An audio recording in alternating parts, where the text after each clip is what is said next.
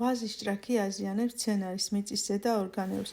ნორჩი ფოთლის ზედა მხარეს ჯერ ქლოროზული, შემდეგ კი ზეთოვანი ლაქები წარმოიქმნება. ლაქები ერთმანეთს ერწყმის, რის გამოც ფოთლოვანი ფირფიტის დიდ ნაწილს ფარავს. ფოთლის ქვედა მხარეს ლაქებზე ჩნდება თეთრი ნაფიფქი, რომელიც დაავადების გამომწვევ უნაყოფო სპორომატარებელს წარმოადგენს. ხშირად ნაფიფქი თავს იჩენს ლაქების წარმოქმნამდე და პირიქით. მშრალ ამინდში ნაფიფქი შესაძლებელია ადრეც წარმოიქმნას. დაზიანებული ფოთლები ხმება და ცვივა. ავადმყოფობის განვითარების ხელსაყრელი პირობების დროს ავადდება მწვანე ყლორტები, ულვაშები, მტევნები, დაავადებული მარცვლები მოქმდება, ხოლო ყუნწის ირგვლივ იისფერი არშია წარმოიქმნება. ვაზის ნაცარი ვითარდება მცენარის ვეგეტაციის მთელი პერიოდის განმავლობაში და აზიანებს მწვანე ორგანოებს. ფოთლის ქვედა მხარეს წარმოიქმნება მონაცრისფრო, ადვილად მოსაცილებელი ნაფიფქი, რომლებიც ქვედა მხარეზე, ასევე ყურძენსა და მტევანზეც გადაედება. გარკვეული დროის შემდეგ ფოთლებზე მკვდარი ქსოვილის მუქი უბნები წარმოიქმნება. მარცვლებზე ვითარდება მკვრივი ნაცრისფერი ნაფიფქი. დაავადების ადრეულ ფაზაზე მარცვლები წყვეტენ ზრდას, ხმება, მაგრამ მათი ცვენა არ ხდება. უფრო გვიან გამოვლინების დროს მარცვლები სკდება, რის გამოც მათზე სხვადასხვა სახის მიკროორგანიზმები სახლდებიან. ვაზის ართნაქნოზით მიწის ზედა ნაწილზე არსებული ყველა ორგანო ავადდება. ფოთოლზე წარმოიქმნება სხვადასხვა ზომისა და ფორმის ნაცრისფერი ლაქები, გარშემორტყმული მოწითალო რუხი ფერის არშიით. დაზიანებული ქსოვილები იშლება და ცვივა. ფოთლები განიცდის დაფაცხავებას. ლაქები ფორმირდება აგრეთვე ფოთლის ძარღვებზეც. ეს კი არღვევს გამტარი სისტემის მოქმედებას. ფოთოლი ხმება და იწყებს ცვენას. ყვავილედის დაზიანების შემთხვევაში მომრგვალო შავი ლაქები წარმოიქმნება. ყვავილები და ნასკვები მუქდება და ცვივა. მარცვლებზე ძოწისფერი არშიის მქონე იისფერი მრგვალი ნაჭდევების ლაქები ჩნდება. შემდგომ პერიოდში მარცვლები დეფორმირდება, ხმება, მაგრამ მტევნიდან არ ცვივა. ყლორტებზე ლაქები გრძელია, ჩაზნექილი, შავი ფერის წყლის მაგვარი. ყლორტების წვერები ხმება და ნახშირდება. ვაზის ნაცრისფერი სიდამპლის შემთხვევაში მარცვალი ზიანდება სიმწიფის პერიოდში. ზოგჯერ შენახვის დროს ავადდება კალმები და ნერგები. იშვიათად კი ფოთლები, ყლორტები და ყვავილედი. ნაცრისფერი სიდამპლე განსაკუთრებული ინტენსივობით ვრცელდება მაშინ, როდესაც ზაფხულის ხანგრძლივ გვალვებს ჭარბი ნალექები მოჰყვება.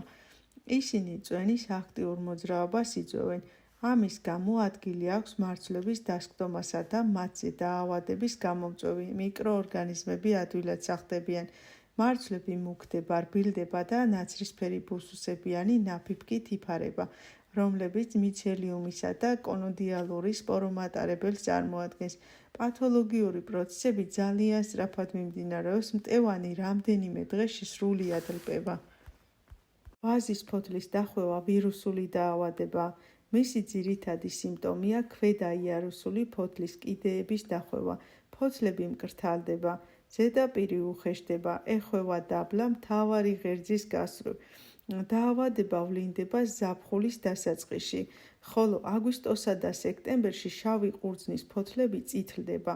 თეთრი ყურძნის ფოთლები ყვითლდება, თუმცა ვეგეტაციის ბოლოს წითელ ფერს ღებულობს. ყურძენი მკრთალი შეფერილობისაა და შენელებულია მათი დამწიფება. მოსავლის დანაკარგი დაახლოებით 10-დან 20%-ს აღწევს. ვაზის ფოთლის მუხთაშორისის დამოკლება ყველაზე მეტად გავრცელებული ვირუსული დაავადება. მისი ძირითადი სიმპტომია მუხთაშორისის დამოკლება და ფოთლების გადაგვარება.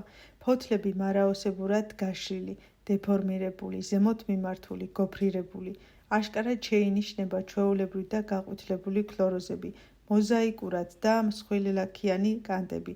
ძარღვებიც გამოკვეთილია რგოლური და ხაზოვანი ლაქებით. დასნებოვნებული მცენარე ზრდაში ჩამორჩება. უვითარდება მცირე რაოდენობის, მომცრო ზომის მტევანი, რაც თავისთავად მოსავლიანობის მკვეთრ შემცირებას განაპირობებს.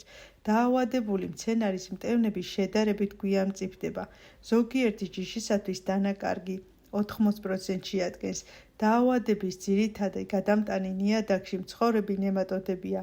დაავადების გამომწვევი აინფიცირებს ვაზის ყველა სახეობას. ბუკნის ანუ კვირტის ჭია მასობრივად არის გავრცელებული დასავლეთ საქართველოში, ნაკლებად აღმოსავლეთში, თუმცა ბოლო წლებში აღნიშნულ რეგიონში საკმაო რაოდენობით გავრცელდა. ის, როგორც ევროპულ, ისე ამერიკულ ვაზს აზიანებს. იკვებება მათი კვირტებითა და ფოთლებით. კერძოდ, კვირტს გარედან აზიანებს, შემდეგ შიგნით შედის. ასეთი კვირტების გარედან წითელი ხვრელი ემჩნევათ. მთლიანი გამოღრმვის შემდეგ გადადის სხვა კვირტებზე და იწყებს ხელახლა მათ დაზიანებას. მისი მასობრივი გამრავლებისას ვენახში 30%-მდე კვირტი ზიანდება.